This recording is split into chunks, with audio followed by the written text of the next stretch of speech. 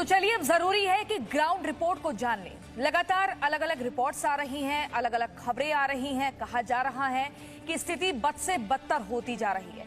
जब शहरों में लोगों को एम्बुलेंस नहीं मिल रही है तो गांवों का क्या हाल होगा, ये अंदाजा लगाना मुश्किल नहीं है। हमारे संवाददाता लगातार जुड़े हुए हैं हमारे साथ और ग्राउंड से एक एक तस्वीर पहुंचा रहे हैं, बता रहे हैं क्या हाल है, किस कदर लोग रो रहे हैं, बिलख रहे हैं, परेशान हो रहे हैं। हमारे संवाददाता हिमांशु मित्तल कोटा से जुड़ गए हैं, ग्रामीण इलाकों में इस वक्त मौजूद हैं। ब्रिजेश मिश्रा पटना के ग्रामीण क्षेत्र में इस वक्त मौजूद हैं और विशांत वाराणसी से हमारे साथ जुड़ गए हैं। सबसे पहले रुख करेंगे हिमांशु मित्तल का। हिमांशु, किस तरह की स्थिति बनी हुई है, कैसे, सबसे पहले ही जानना चाहेंगे टेस्टिंग को लेकर कितनी सक्रियता यहां दिख रही है? क्योंकि हमें आवाज ये भी सुनने को मिल रही है कि लोगों को खांसी हो रहा है, जुकाम हो रहा है, बुखार हो रहा है, सांस लेने में दिक्कत हो रही है, लेकिन श्योरिटी नहीं है कि कोरोना संक्रमित ही है या नहीं, और फिर भी जान जा रही है। देखिए, बिल्कुल ठीक कहा आपने। कल भी इसको लेकर के ग्राउंड रिपोर्टिंग हमने करने की कोशिश की थी। आज भी कई गांवों से होते हुए हम आए हैं। ज़मीनी धरातल पर हकीकत ये निकल करके आती है कि जो प्राथमिक स्वास्थ्य केंद्र है, शहर से बाहर निकलते ही शहर की सीमा से सटे हुए या शहर से दूर, वहाँ पर हालात ये हैं कि सैंपलिंग को लेकर के कोई अरेंजमेंट्स नहीं है।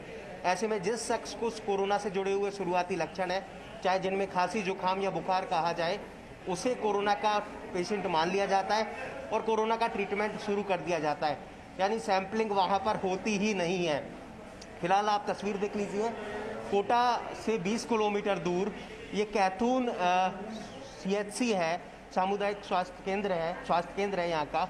और यहाँ की अगर बात करें तो सैंपलिंग यहाँ हफ्ते में सिर्फ और सिर्फ 3 दिन होती है। ऐसे में यहाँ पर आने वाले जो पेशेंट्स हैं वो डॉक्टर को दिखाते हैं। डॉक्टर को दिखाने के बाद में डॉक्टर उन्हें ट्रीटमेंट प्रिस्क्राइब करते हैं। फिलहाल कह सकते हैं कि जो ट्रीटमेंट सिर्फ और सिर्फ एक अंदेशे के आधार पर चलता है। जिसे खांसी, जुकाम, बुखार है, उसे कोविड पेशेंट मान लिया जाता है। क्यों आए हैं सर? पैर में दर्द है, गिर गया था। आप क्यों आए हैं? बीपी की दवा लेने।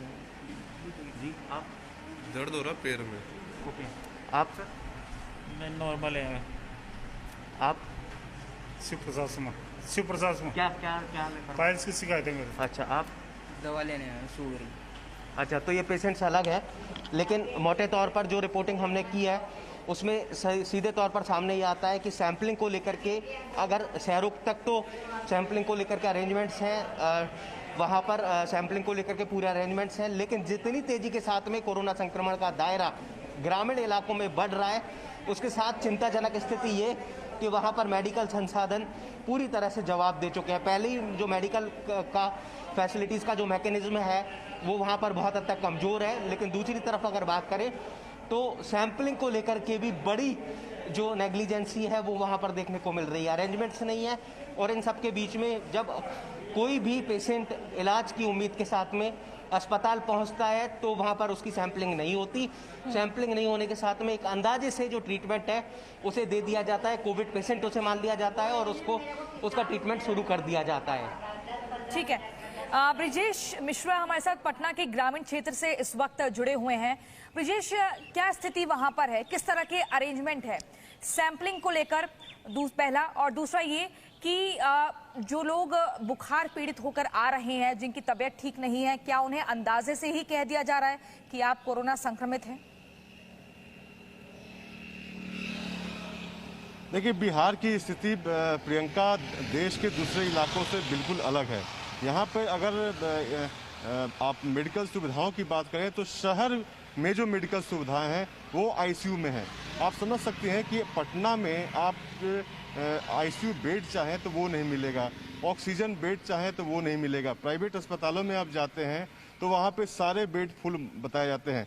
कल हम ग्रामीण इलाके पटना से नज़दीक ही गए थे, लगभग 30 किलोमीटर आगे है मनेर का इलाका, वहाँ पे प्राथमिक उपचार केंद्र है। और वहाँ की जो स्थिति हमने देखी वो बिल्कुल भयावह है, और जिस तरीके से वहाँ पे इंतजाम किए गए हैं वो वहाँ पे अगर तंदुरुस्त आदमी कोई जाए तो वो संक्रमित हो जाए कोरोना से।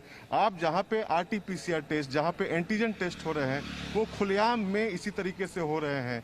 सारे PPE किट खुलेआम में फेंके गए हैं, एंटीजन किट खुलेआम में फेंके हैं। जब हमारी टीम पहुंचती है, हम लोग पहुंचते हैं, तब उन्हें याद आता है कि इसको जलाया जाएगा और माचिस मंगा के उसको जलाते हैं। ये पटना से सिर्फ 30 किलोमीटर दूरी की बात है प्रियंका। आप समझ सकती हैं कि और भी तो सुदूर क्षेत्रों में जाएं। और कल जिस तरीके से हमने बेतिया की खबर दिखाई, बेतिया में ठेले पे सवार होकर वहाँ पे ठेले को एम्बुलेंस बनाया गया और किस तरीके से वहाँ पे तो ना के बराबर यहाँ पे जो ग्रामीण क्षेत्रों में अगर आप महामारी जिस तरीके से फैल रही है। और दूसरी बात ये भी प्रियंका मैं बताना चाहूँगा कि यहाँ पे जागरूकता की भी भारी कमी है। जो ग्रामीण क्षेत्रों में लोग हैं उनको पता नहीं कैसे अपने आप ये ज्ञान आ गया है कि ये कोरोना है वो शहरों की बीमारी है, गांव में नहीं आ सकती। ये जो सोच है वो घातक साबित होने जा रही है और जिस तरीके से संख्या बढ़ती जा रही है ग्रामीण क्षेत्रों में, सरकार के लिए काफी चिंताजनक बात है। ठीक है विशांत, वाराणसी में भी क्या ऐसा ही है कि लोग मानते हैं कि कोरोना शहर की बीमारी है, गांव की नहीं है? जी बिल्कुल। अगर इस वक्त मैं बताऊं तो मैं वाराणसी के रमना गांव में खड़ा हूं और यहां पर हमने ग्राम प्रधान से बात की तो उन्होंने बताया कि किट तो आ रही है, दवाइयां पहुंचाई जा रही हैं, लेकिन जो सबसे बड़ी समस्या है वो सैंपलिंग की है। यहाँ पर सैंपलिंग नहीं की जा रही। तो जब ये पता ही नहीं चलेगा कौन कोरोना संक्रमित है कौन नहीं है, क्योंकि जैसा अभी आपने बताया कि शहरों में तो किसी तरह से हमने व्यवस्था कर ली, लेकिन ग्रामीण क्षेत्रों में तमाम जो सुविधाएं हैं वो नहीं है, जिसका खामियाजा हमें भुगतना पड़ सकता है। इसके लिए सबसे ज़रूरी चीज़ है सैंपलिंग।